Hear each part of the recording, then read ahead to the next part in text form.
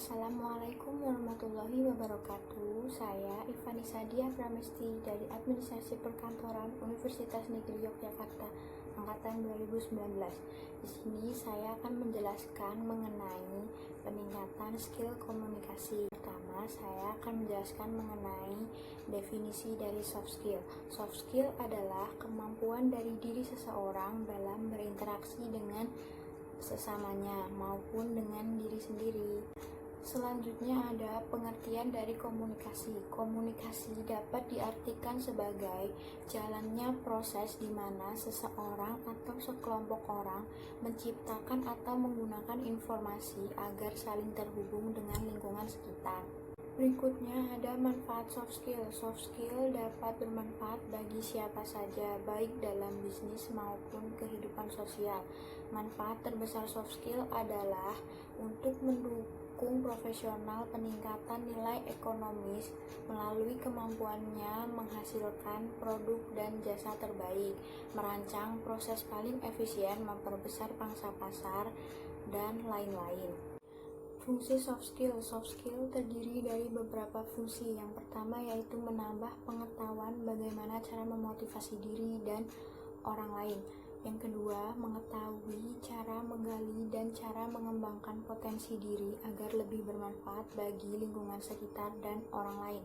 Yang ketiga, soft skill dapat menjadi satu senjata bagi perusahaan untuk meningkatkan performanya di mata dunia. Yang keempat yaitu lebih menyadarkan diri untuk selalu melakukan komunikasi dan kerjasama antar kelompok. Yang kelima, menambah pengetahuan bagaimana cara mengambil sebuah keputusan dan mengambil sikap dalam menghadapi tantangan, rintangan, dan hambatan dalam pekerjaan. Komponen soft skill. Menurut Obrin 2002, soft skill dikelompokkan dalam 6 komponen. Yang pertama yaitu kemampuan berkomunikasi atau communication skill, yang artinya kemampuan dalam mengutarakan pendapat atau perasaan secara lisan maupun tulisan secara jelas dan mudah dipahami oleh orang lain.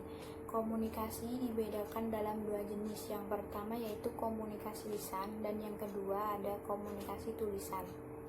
Yang kedua ada kemampuan mengorganisasi atau organization skill, yang artinya kemampuan dalam mengorganisasi atau mengatur waktu dalam bekerja dengan potensi sumber daya manusia yang ada untuk mencapai tujuan tertentu. Yang ketiga ada kepemimpinan atau leadership, yaitu kemampuan seseorang dalam mempengaruhi dan mengatur orang lain dengan mengerahkan sejumlah sumber daya untuk melaksanakan suatu tugas sesuai dengan aturan agar dapat melakukan yang terbaik. Yang keempat ada kemampuan berusaha atau effort, yang diartikan sebagai kegiatan dengan mengerahkan tenaga, pikiran, dan sumber daya yang ada dan mau mempelajari hal baru untuk mencapai tujuan dan mampu menghadapi berbagai macam tekanan. Kemampuan bekerja sama atau group skill, yang diartikan sebagai kemampuan dalam bekerja sama dengan orang lain dalam sebuah tim dan memiliki interpersonal yang baik dengan sesama anggota tim. Yang keenam ada sikap dan moral atau etik. Sikap, moral, dan etika berperan penting dalam beberapa atribut soft skill. 2 diantaranya ada decision making dan conflict management.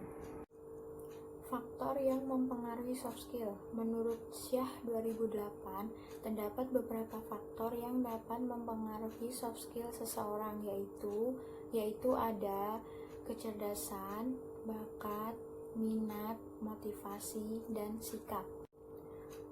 Pelatihan soft skill dibagi menjadi 2. Yang pertama yaitu intrapersonal skill atau yang berasal dari dalam diri sendiri, seperti contohnya kesadaran diri, penilaian diri, kemampuan untuk terus belajar, keberanian, sikap fleksibel, dan lain-lain. Yang kedua ada interpersonal skill atau yang berasal dari lingkungan sekitar, seperti kesadaran sosial, orientasi pelayanan, empati, moralitas, dan lain-lain.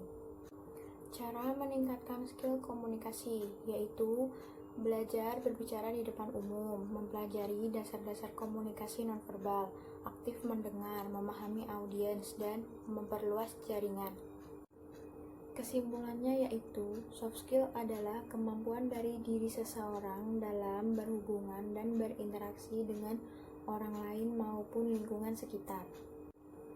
Jika soft skill yang dimiliki seseorang berkembang dengan baik, maka dapat dengan mudah diterima di berbagai tempat.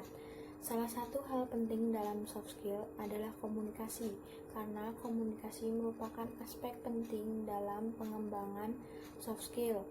Seseorang yang dapat berkomunikasi dengan baik, maka ia dapat mengembangkan skill yang lainnya.